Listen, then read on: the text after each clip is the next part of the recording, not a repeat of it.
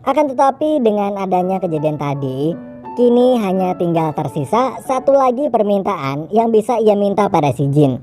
Sebelumnya Aladin udah minta jadi pangeran, dan permintaan kedua yaitu diselamatin dari laut tadi. Lalu di situ Jin menanyakan apakah janjinya si Aladin saat pertama kali bertemu waktu itu yang akan menggunakan permintaan terakhirnya untuk membebaskan Jin akan ditepati atau enggak. Namun Aladin kini malah berubah. Dulu Aladin yang masih hidup sederhana sebelum menjadi pangeran sangatlah rendah hati. Tapi sekarang Aladin malah menolak untuk membebaskan si Jin dan berkata bahwa dia akan menggunakan sisa permintaan terakhirnya untuk menikahi Yasmin. Mendengar itu, Jin pun merasa sangat sedih dan kecewa.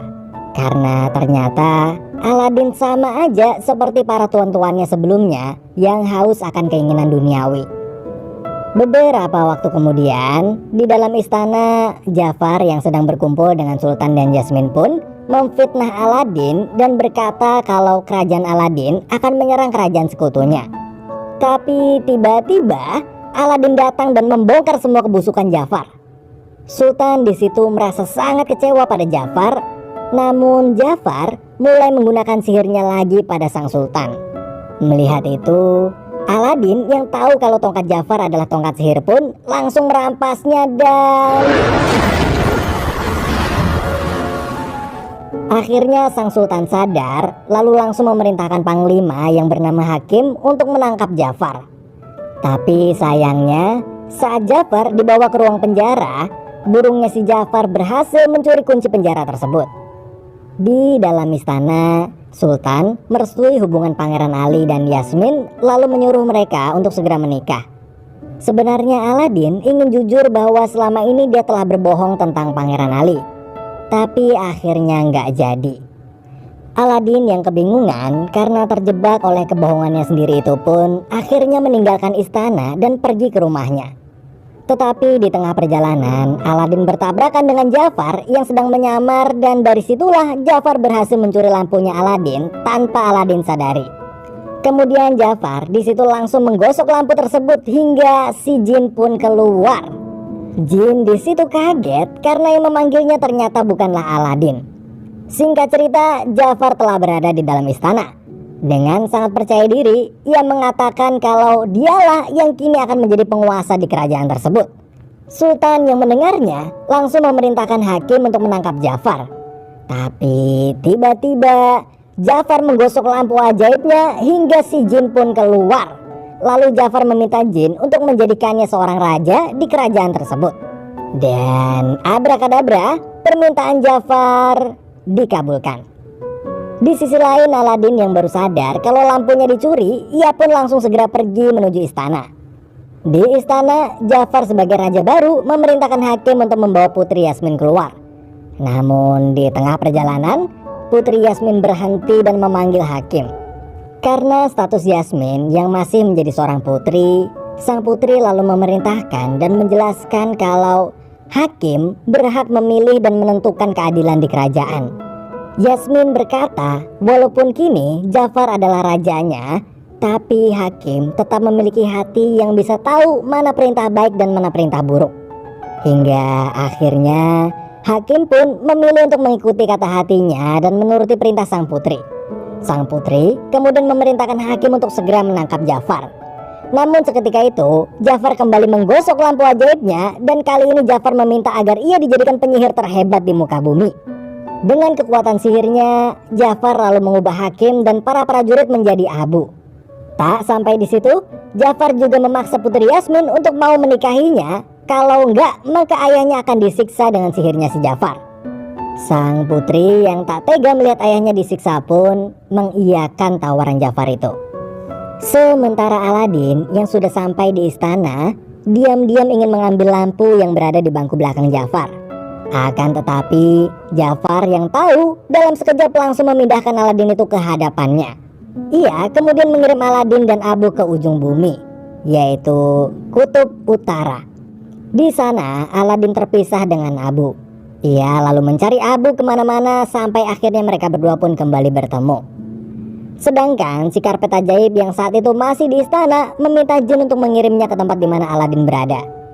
Beberapa waktu kemudian, saat pernikahan Putri Yasmin dan Jafar, ketika ingin ijab kabul, Putri Yasmin melihat Aladin yang sedang menaiki karpetnya dari kejauhan. Ia lalu memberanikan diri untuk mengambil lampu si Jafar dan langsung loncat dari atas istana. Dengan cepat Aladin menangkap Putri Yasmin hingga mereka pun berhasil kabur. Jafar yang kesal kemudian mengubah burungnya menjadi burung besar yang menyeramkan untuk mengajar mereka.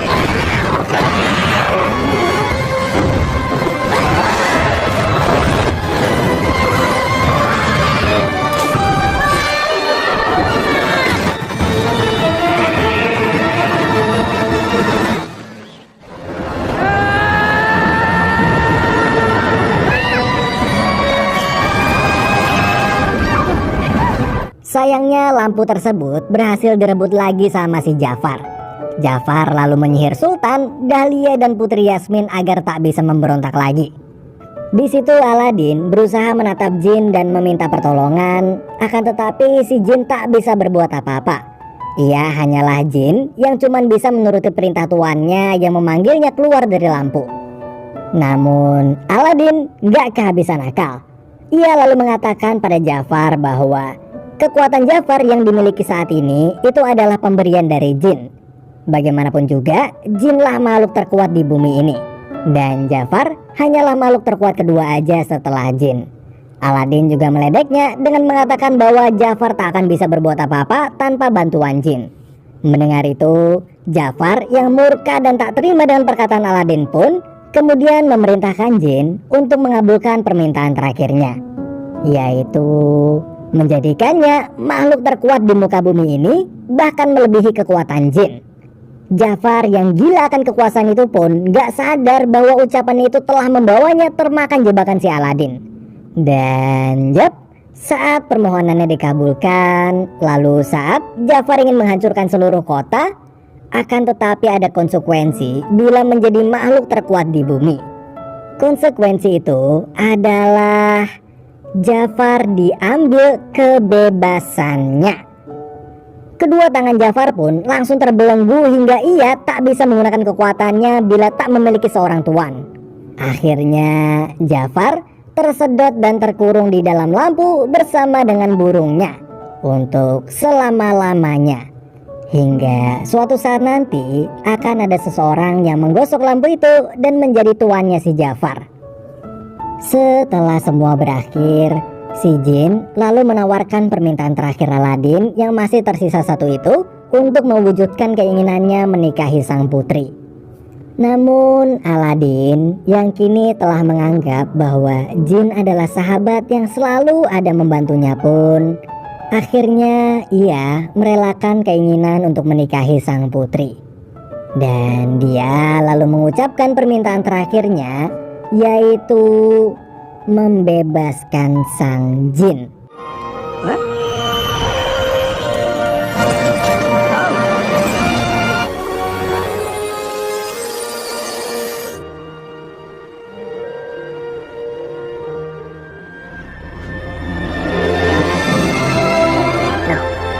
Thank you, Jenny.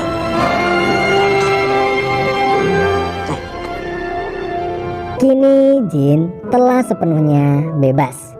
Betapa bahagianya dia karena setelah ratusan tahun lamanya ia selalu berada di dalam lampu yang sempit dan dicabut hak kebebasannya.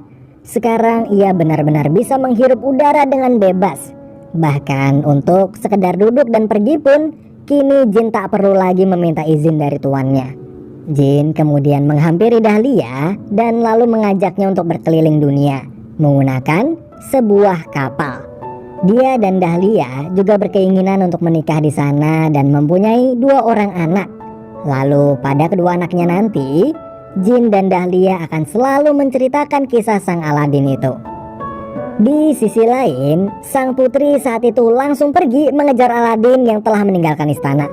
Di situ, sebagai seorang sultan yang baru, Putri Yasmin pun memerintahkan Aladin untuk berhenti.